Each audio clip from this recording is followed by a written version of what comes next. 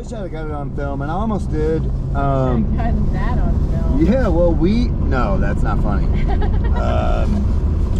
We were driving down the road, and there was a cattle. You know, like the cattle were in the road, and they were, what do they call it? Cattle drive. There's cattle drive.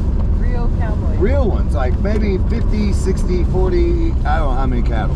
Lots of them, and a whole bunch of people on horses, maybe 10 of them. And this woman comes up and she goes, "You want some antlers?" And I said, "Are you kidding me?" "Yeah, I want some antlers." And she goes, $20. I said, "Okay." And so she gave me 3 antlers. The 2 are from the same, you know, the same elk. They're elk antlers. These are elk antlers. They're so awesome, and I'll show you here in just a second. But they are super cool. They cost me $20, and I got 3 of them. But the one doesn't match, so I don't know what I'll do with it. But yeah.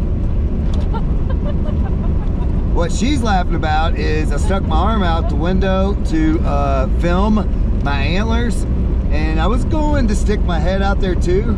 Good thing I didn't.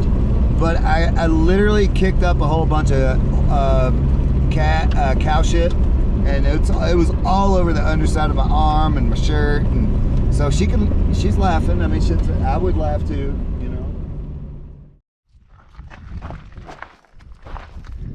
Guys, I'm standing here at Quake Lake.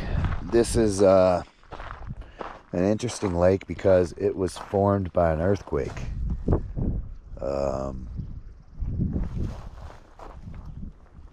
If you look over here, this dammed everything up.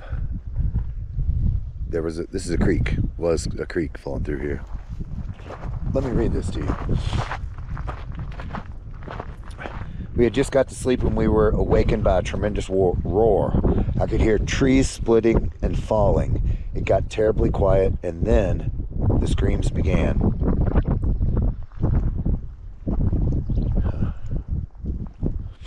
It says Bill Conley and his brother were asleep in a station wagon with their aunt and uncle in a camp trailer nearby when the landslide swept past. Awakened by the roar, they stumbled out to the choking smell of dust. Their campsite had been spared, but other nearby campsites were crushed. As the minutes ticked by, other campers congregated near their vehicle. Eventually, the group helped transport the wounded east to an evacuation point.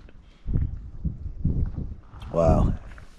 What a nightmare. Yeah, it took out all the campground. It says the campground was full, even though it was a Monday.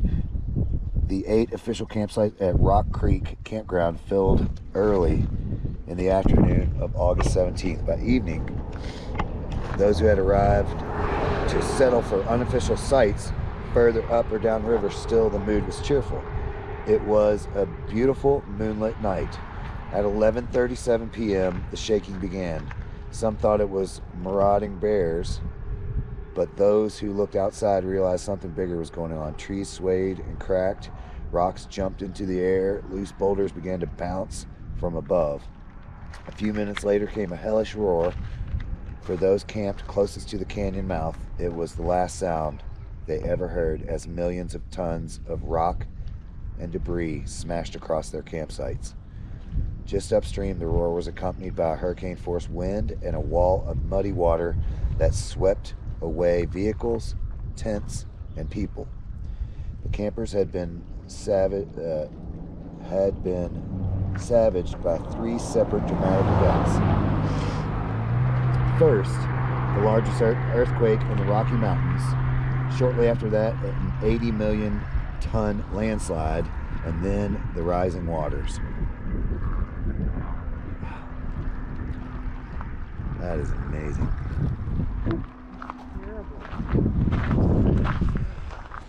It is terrible. Yes, this is a tragic story.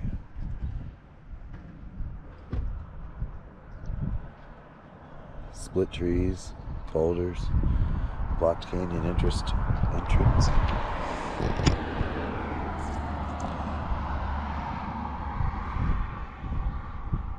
What an amazing place. So sad. This is a memorial boulder. I think they said there was 24 people that died. Should be a plaque.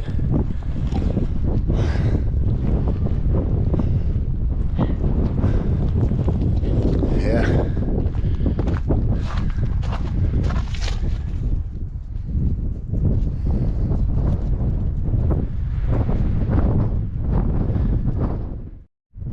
Oh yeah, great.